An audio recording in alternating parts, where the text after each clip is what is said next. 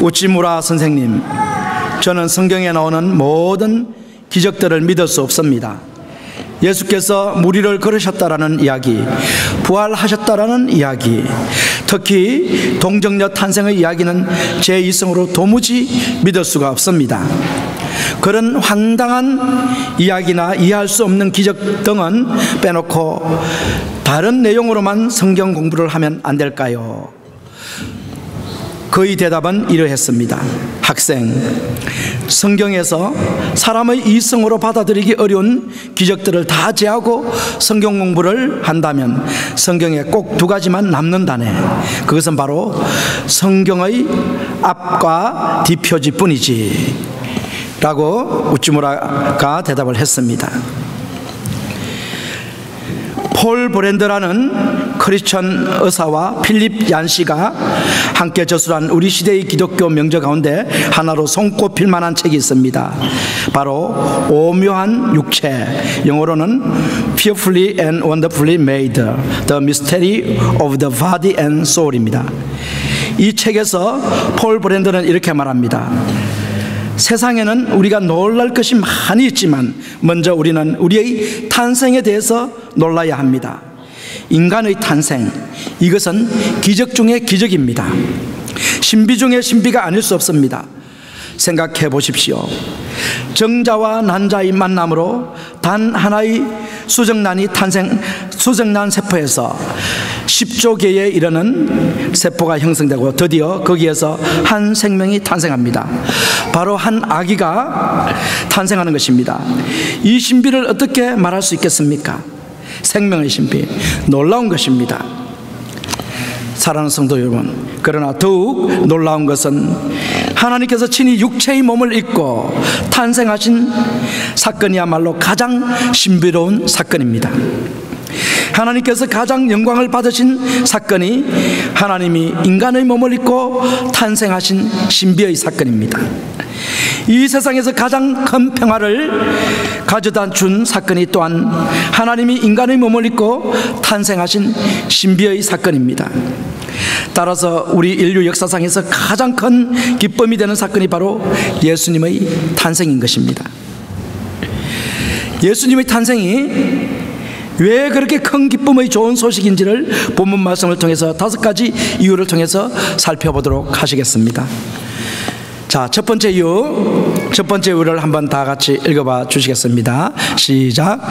예수님은 성경대로 다윗의 동네에서 태어나신 구주이십니다. 성경의 말씀대로 다윗의 후손으로서 다윗의 동네 베들레헴에서 태어나셨기 때문에 이것이 기쁜 소식이라는 것입니다. 본문 11절에 나오는 말씀이죠. 다 같이 읽어보시겠습니다. 오늘날 다윗의 동네에 너희를 위하여 구주가 나셨으니 곧 그리스도 주시니라. 다윗의 동네에 너희를 위하여서, 이 목자들에게 말하는 말씀이죠. 너희들을 위하여서 구주가 나셨으니 곧 그리스도 주시니라. 천사가 목자들에게 나타나 기쁜 소식을 전해주었는데 다윗의 동네에서 구주가 태어난 소식을 전해주었습니다. 다윗의 동네는 베들레헴입니다. 우연히 구주가 다윗의 동네에서 태어나지 않았다는 사실을 여러분 기억하셔야 합니다. 메시아가 다윗의 후손으로 다윗의 동네에서 태어나실 것이 구약 성경에 예언되어 있었습니다. 구약 미가서 5장 2절을 우리가 다 같이 읽어보시겠습니다. 시작. 베들레헴 에브라다야, 너는 유다 족속 중에 작을지라도 이스라엘을 다스릴 자가 내게서 내게로 나올 것이라. 그의 근본은 상고의 태초에니라. 이 말씀에 의하면 이스라엘 구원하실 메시아는 베들레헴에서 태어나야 하십니다.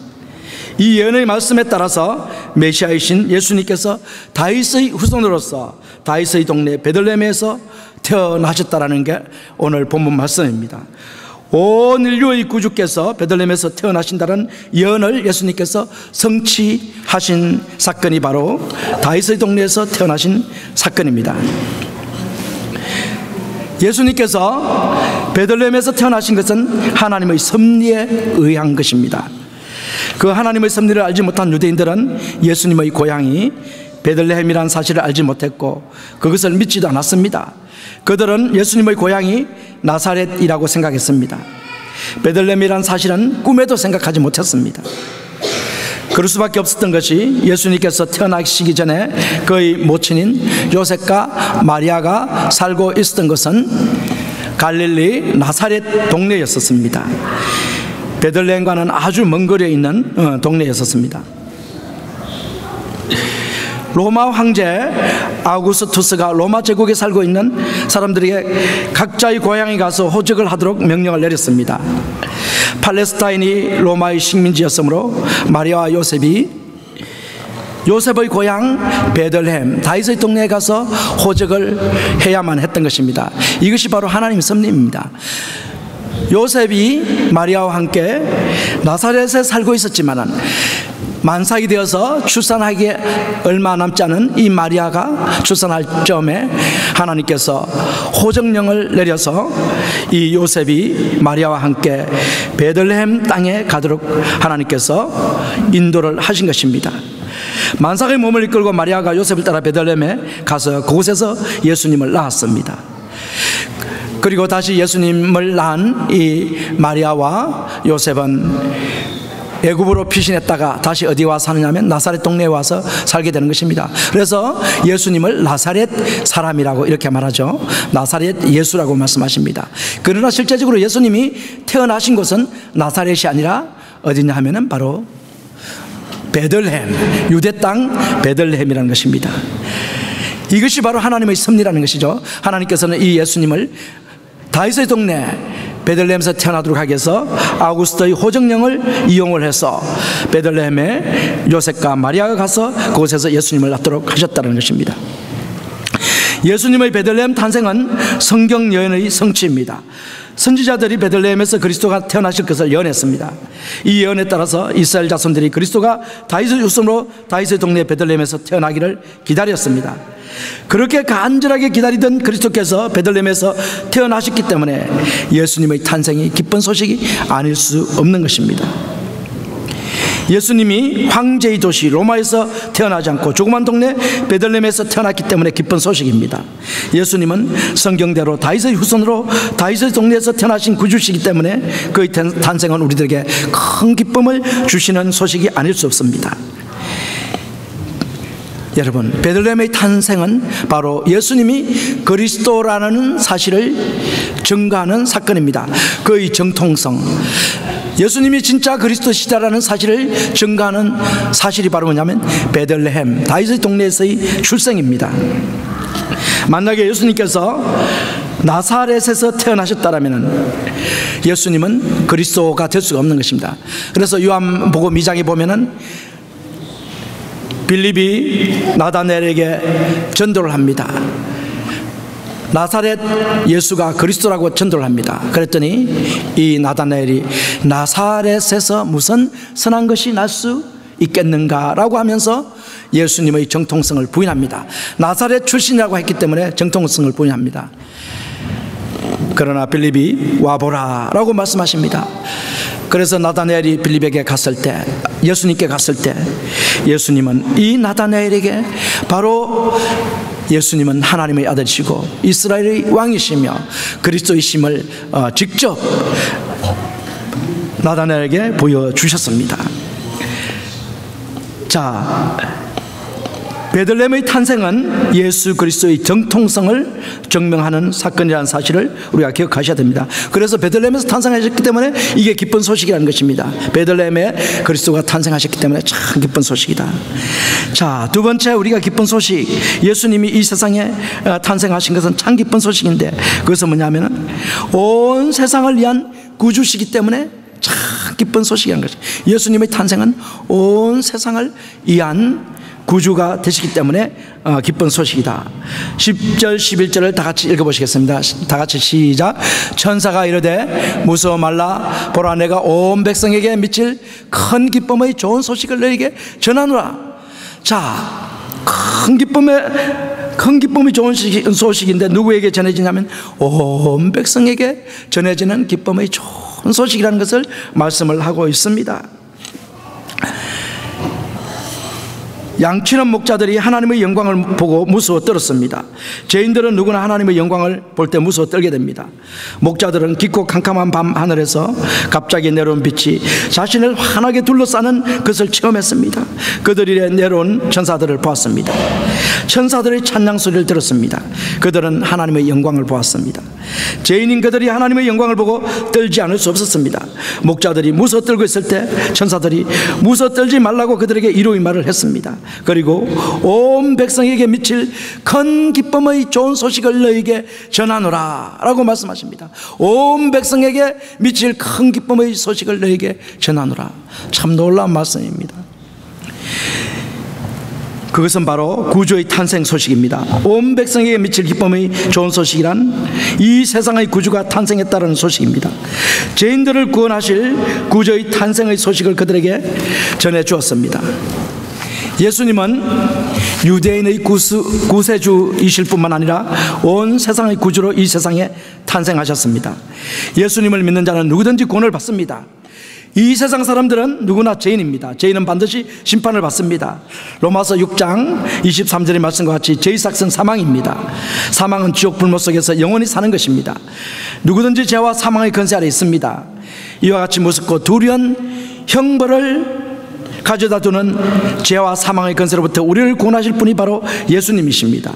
예수님을 믿기만 하면 죄와 사망으로부터 구원을 받습니다. 유대인이나 헬라인이나 할 것 없이 모두 구원을 받습니다. 로마서 1장 16절을 우리가 기억하셔야 됩니다. 내가 복음을 부끄러워하지 아니하노니 이 복음은 모든 믿는 자에게 구원을 주시는 하나님의 능력이 됩니다. 첫째는 유대인에게요 또한 헬라인에게로다. 한국 사람이나 중국 사람이나 일본 사람이나 미국 사람이나 영국 사람이나 아프리카인이나 할 것 없이 누구든지 예수님을 구주로 믿기만 하면 구원을 받습니다. 부자나 가난한 자 누구나 모두 믿기만 하면 구원을 받습니다. 배운 사람이나 배우지 못한 사람이나 누구든지 믿기만 하면 구원을 받습니다. 어린이나 노인이나 할 것 없이 누구든지 믿기만 하면 구원을 받습니다. 예수님을 믿기만 하면 영생을 얻습니다. 지옥에 가지 않고 천국을 갑니다. 누구든지 믿기만 하면 저로부터 구원해 주시는 구주의 탄생 소식이야말로 가장 큰 기쁨의 좋은 소식이 아닐 수 없습니다. 요한복음 1장 12절에서 하나님께서 영접하는 자 곧 그 이름을 믿는 자들에게는 하나님의 자녀가 되는 권세를 주셨으니라고 말씀을 하십니다. 믿는 자는 누구든지 하나님의 자녀가 됩니다. 이것이 복음입니다. 예수님을 믿으면 거듭납니다. 새로운 피조물이 됩니다. 여러분 믿으시면 아멘 하시기 바랍니다. 예수님께서 모든 믿는 자의 구주가 되시는 표적이 무엇일까요? 모든 믿는 자의 구주가 되시는 표적은 바로 예수님의 피입니다. 오늘 우리가 성찬식을 했을 때 그 포도주, 원래는 예수님께서 성찬식 할 때는 포도주 잔이었는데 우리는 포도주스를 마셨는데 이 잔이 뭐냐 하면은 포도주스를 넣은 이 잔이 뭘 상징하느냐 하면은 바로 예수님의 피입니다. 예수님의 피. 출애굽기 12장 13절을 다 같이 한번 읽어보시겠습니다. 시작. 내가 애굽 땅을 칠 때에 그 피가 너희의 거하는 집에 있어서 너희를 위하여 표적이 될지라. 내가 피를 볼 때 넘어가리니 재앙이 너희에게 내려 멸하지 아니하리라. 애굽 백성들이 이제 이스라엘 백성들을 놓아서 이스라엘 백성들은 광야로 나가는 밤이 되었습니다. 이 밤에 하나님께서 모세를 통해서 말씀하시기를 너희는 어린 양을 잡아서 그 피는 문의 임방과 설주에 바르고 그 어린 양의 고기는 집안에서 가족끼리 나누어 먹도록 해라고 말씀해 주셨습니다. 그 문에 발린 피를 볼 때 죽음의 사자가 너희를 넘어가리라 라고 말씀해 주셨습니다. 그래서 이스라엘 백성들은 어린 양의 피를 문 임방에 설주에 바르고 그 집안에서 어린 양의 고기를 먹고 있는 밤에 죽음의 사자가 다니면서 그 피가 발린 집은 전부 넘어갑니다. 그러나 피가 발리지 않은 애굽 사람들이 집에 들어가서 장자를 다 죽이는 이 사건이 생겼습니다. 이게 바로 유월절 사건이죠. 어린 양의 피로 말미암아 이스라엘 백성들이 구원을 받은 것입니다. 그래서 예수님께서 말씀하지 않았습니까? 모세에서 광야에서 뱀을 든 것 같이 인자도 들려야 하리니, 십자가에서 내가 너희들을 위해서 피를 다 흘려야 하리니, 이 피를 믿는 자는 너희들이 사망을 당하지 않고 멸망을 당하지 않고 영생을 얻게 되리라고 주님께서 말씀을 하셨습니다. 바로 예수 그리스도의 피가 우리 구원의 상징이며, 베들레헴에 탄생하신 예수님이 우리의 구주라는 징표가 되는 것입니다. 자, 오늘 말씀 속에 또 한 가지의 징표가 되어 있습니다. 누가복음 2장 12절의 말씀입니다. 다 같이 읽어보시겠습니다. 시작. 너희가 가서 강보에 쌓여 구유에 누인 아기를 보리니 이것이 너희에게 표적이니라 하니라. 예수님께서 온 세상의 구주가 되시는 표적이 무엇이라고 말씀하십니까? 강보에 쌓여서 구유에 누여진 아기가 온 세상을 구원하실 구주의 징표, 표시가 된다는 거죠. 표적이라는 것입니다. 왜 이것이 표적이 되겠습니까?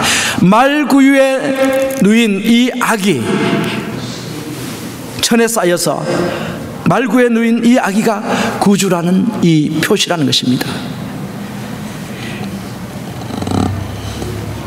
이것은 메시아는 가장 비참하게 죽임을 당하시기로 되어 있다는 사실을 미리 말씀하시는 것입니다. 가장 가련하고 비천하게 태어나신 것은 앞으로 그가 당하실 고난과 죽음을 나타내는 것입니다.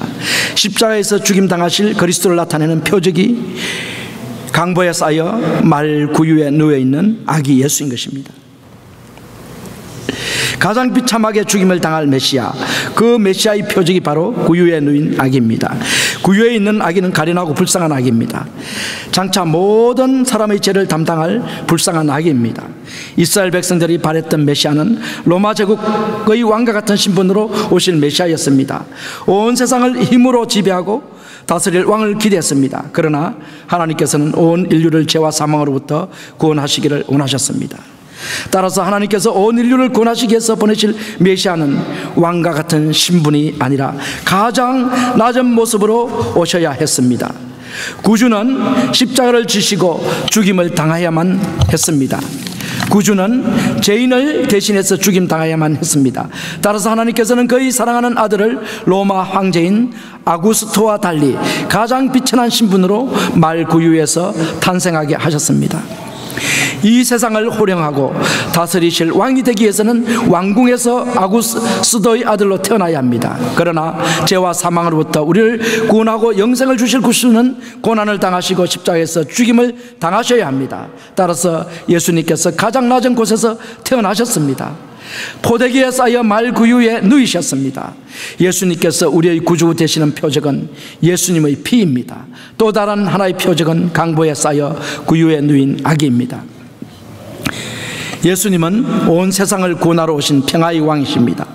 죄인을 불러 구원하러 오신 예수님은 평화의 왕이십니다.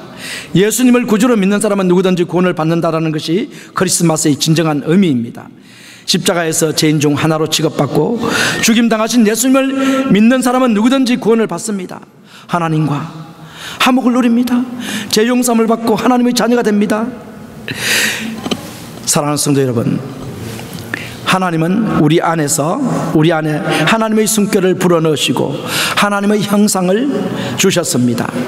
그래서 우리 안에는 하나님의 사인이 있다는 사실을 믿으시기 바랍니다. 하나님의 사인이 있는 작품은 얼마나 소중한 작품일까요? 아주 오래전에 있었던 일화입니다. 미국 사람 하나가 불란서 여행을 하다가 불란서 시골 가게에서 목걸이를 하나 봤습니다. 그는 목걸이가 너무 특이하고 재미있어서 관심을 갖고 살펴보았습니다.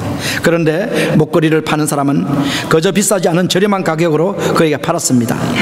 그리고 다시 미국으로 돌아오는데 공항에서 세관 통과를 할 때 터무니없는 관세를 그 목걸이에다가 붙였습니다. 그래서 이거 비싸지도 않은데 왜 이렇게 높은 세금을 매기느냐고 물었습니다. 세관이 하는 말이, 이것은 손님이 생각하는 것보다 훨씬 고가의 물건입니다. 결국 세금을 지불하고 나와 그는 보석상에 가서 감정사에게 그 목걸이의 값어치에 대해서 물었습니다. 그런데 확대경을 가지고 한참 동안 목걸이를 보던 이 감정사가 놀라기 시작합니다. 손님이 가지고 오신 이 목걸이는 보통 목걸이가 아니네요. 좀 보시지요. 그래서 확대경으로 가만히 보니까 거기에는 이런 글자가 새겨져 있었습니다. 조세핀에게 보나파르트 나폴레옹. 그 목걸이에는 나폴레옹의 사인이 새겨져 있었습니다. 한때 세계를 지배했던 나폴레옹이 사인했던 이 반지 목걸이이기 때문에 그 목걸이는 엄청난 값이 나가는 것입니다. 우리 안에는 하나님의 사인, 하나님의 시그네이처가 우리 안에 있다라는 사실을 믿으시기 바랍니다. 하나님의 형상이 우리 속에 있습니다. 세상에서 그 무엇과 비교할 수 없는 너무나 소중한 작품인 나라는 존재, 그 안에는 하나님의 숨결이 있습니다. 내 안에는 하나님의 기대가 있습니다.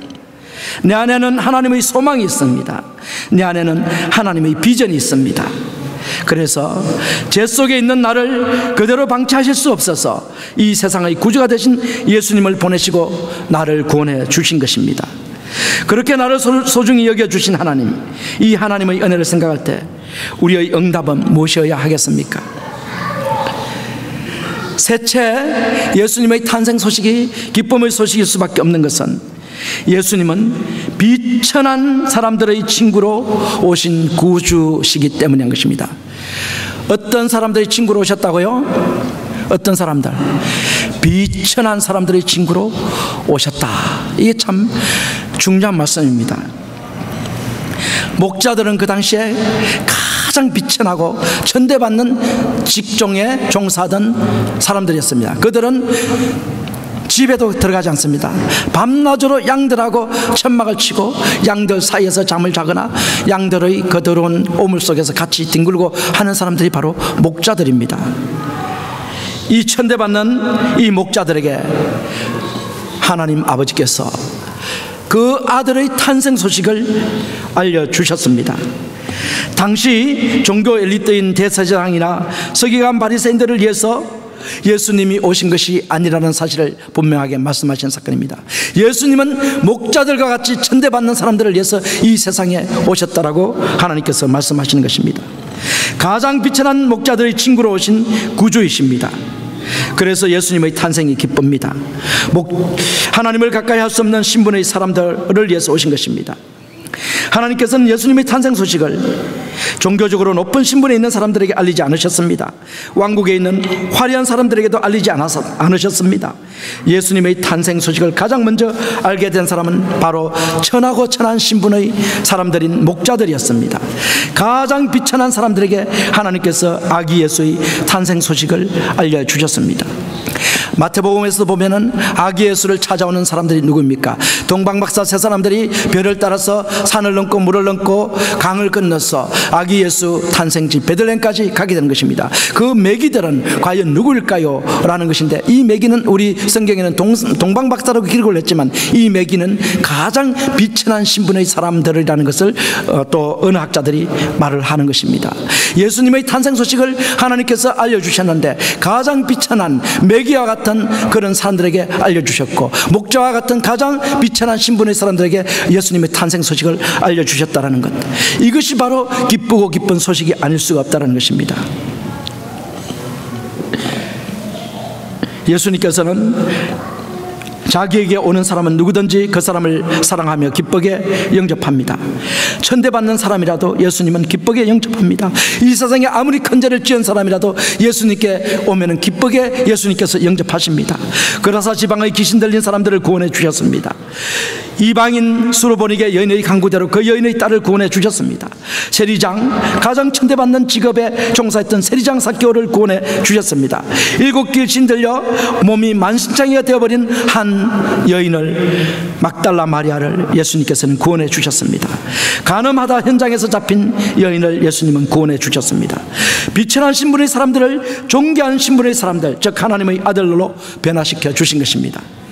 우리 주님께서는 가난한 자를 질투해서 일으켜 세우시고 비천한 자를 그런 무더기에서 드셔서 방백들 즉 백성의 방백들과 함께 세우시며 잉태하지 못하는 여인을 집에 들이사 자녀의 즐거운 의미가 되게 하시기 위해서 이 세상에 오신 구주십니다. 주님은 비천한 우리의 반석이시요 요새시요 피할 바이시요 방패시요 구원의 뿌리시요 우리의 산성이십니다. 주님께서는 친히 가난하게 되셔서 우리를 부유하게 만드신 구주이십니다. 자, 네 번째 왜 우리가 기뻐해야 되느냐 하면은 예수님께서는 하나님께 영광을 돌리시는 구주이시기 때문에 기쁜 것입니다. 13절 14절을 다 같이 읽어보시겠습니다. 다 같이 시작. 홀연히 허다한 천군이 그 천사와 함께 있어 하나님을 찬송하여 가로되 지극히 높은 곳에서는 하나님께 영광이요 땅 위에서는 기뻐하심을 입은 사람들 중에 평화로다. 예, 바로 가장 높은 곳에서는 영광이라고 말씀을 하셨습니다. 예수님의 탄생은 하나님께 가장 영광이 되는 사건인 것입니다. 그 이유는 예수님은 하나님의 본체로서 이 세상에 예수님은 하나님을 알리시기 위해서 오신 분이시기 때문에 그렇습니다. 예수님은 바로 하나님이십니다. 예수님을 본 자는 하나님을 보았습니다. 요한복음 1장 18절에서 본래 하나님을 본 사람이 없어되 아버지의 품속에 있는 독생하신 하나님이 나타내셨느니라고 말씀하십니다. 따라서 예수님의 탄생은 하나님이 이 세상에 오신 것이기 때문에 가장 영광스러운 사건이 되는 것입니다. 둘째로 예수님께서 십자가에서의 대속 죽음을 당하시고 부활하셔서 모든 믿는 자들 구원받게 하셨으므로 하나님께 영광을 돌리셨습니다. 택한 백성들이 믿어 구원을 받았습니다. 죄인들이 구원받아 의인이 되었기 때문에 하나님께 영광이 됩니다. 그래서 예수님께서 십자가에 달리시는 사건이 하나님께 영광이요 예수님이 부활하시는 사건이 하나님께 영광이요 예수님이 하나님께로 성천하신 사건이 하나님의 영광이 되는 것입니다. 셋째로는 예수님께서는 세상의 심판주로서 하나님의 영광을 이 세상에 장차 드러내실 것입니다. 이 세상은 언젠가는 종말이 오게 되는데 그때 이 세상을 심판하시는 분이 누구시냐면 예수님입니다. 예수님이 오셔서 이 세상을 심판하실 때 양과 염소를 분리하시듯이 믿는 자들은 천국으로 인도하시고 믿지 않는 자는 지옥 심판의 불못 속에 던지십니다. 이때 모든 사람들이 예수님이 하나님의 영광을 입고 오신 것을 볼 수 있다고 예수님께서 친히 말씀하셨습니다. 구름을 타고 내가 오는 것을 모든 사람들이 보게 될 것이라. 요한복음 5장 27절 29절에 보시면 또 인자됨을 인하여 심판하는 권세를 주셨느니라. 이를 기이 여기지 말라. 무덤 속에 있는 자가 다 그의 음성을 들을 때가 오나니 선한 일을 행한 자는 생명의 부활로 악한 일을 행한 자는 심판의 부활로 나오리라. 반드시 이 세상은 심판이 있다라는 사실을 여러분 기억하셔야 되는 것입니다. 자, 이제 다섯 번째로 예수님은 왜 예수님의 탄생이 기쁨이냐면 예수님은 우리에게 평화를 주시는 구주시기 때문에 예수님의 탄생은 기쁜 소식이 되는 것입니다.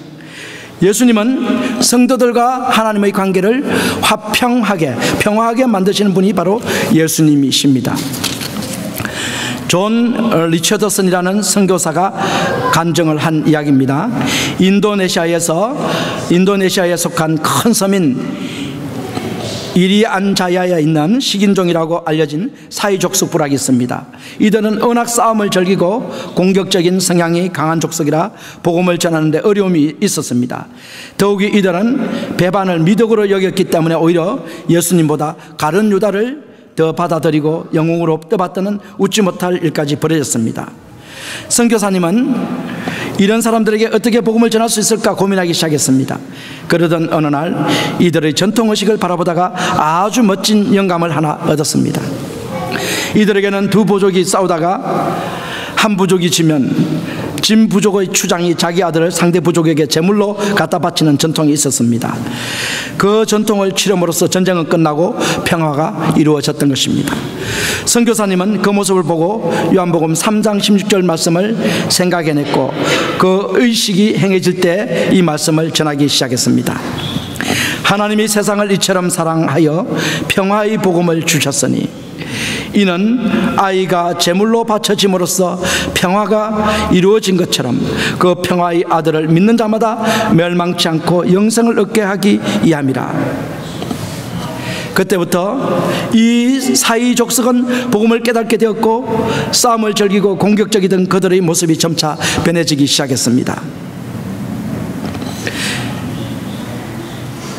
그리스도를 통해서 우리는 하나님과 화목하게 만들어지고 평화하게 되었습니다. 뿐만 아니라 그리스도로 말미암아 원수된 우리들이 형제 자매들 간에 이 불화가 평화를 누리게 되는 것입니다. 막힌 담을 허시는 분이 바로 예수 그리스도입니다. 에베소 2장 14절에서 그는 우리의 화평이신지라 둘로 하나를 만드사 중간에 막힌 담을 허시고 라고 하나님께서 말씀하셨습니다. 예수님께서는 우리의 화평이십니다. 원수던 우리가 하나가 되어 평화를 누리도록 하기 위해서 십자가에서 죽으셨습니다. 예수님으로 말미암아 원수된 우리 둘이 한 성령 안에서 아버지께 나아감을 얻었습니다. 오늘날 주님께서 온 세상에 미칠 기쁨의 좋은 소식을 전해주셨습니다. 아기 예수의 탄생 소식이 바로 그 소식입니다. 첫째는 예수님은 다윗의 후손으로 다윗의 동네 베들레헴에서 탄생하신 구주시기 때문입니다. 둘째는 예수님은 온 세상의 구주시기 때문입니다. 셋째는 예수님은 비천한 사람들의 친구로 오신 구주시기 때문입니다. 넷째는 예수님은 하나님께 영광을 돌리시는 구주시기 때문입니다. 다섯째, 예수님은 사람들에게 평화를 주시는 구주시기 때문에 가장 기쁜 소식이 아닐 수 없습니다. 주일학교 선생님이 어린아이들에게 돌아온 탕자 이야기를 하면서 탕자가 돌아왔을 때 누가 제일 좋아했을까라고 물었습니다. 물론 아버지라고 대답을 했습니다. 주일학교 선생님이 또 물었습니다. 그러면 탕자가 돌아왔을 때 누가 제일 싫어했을까요?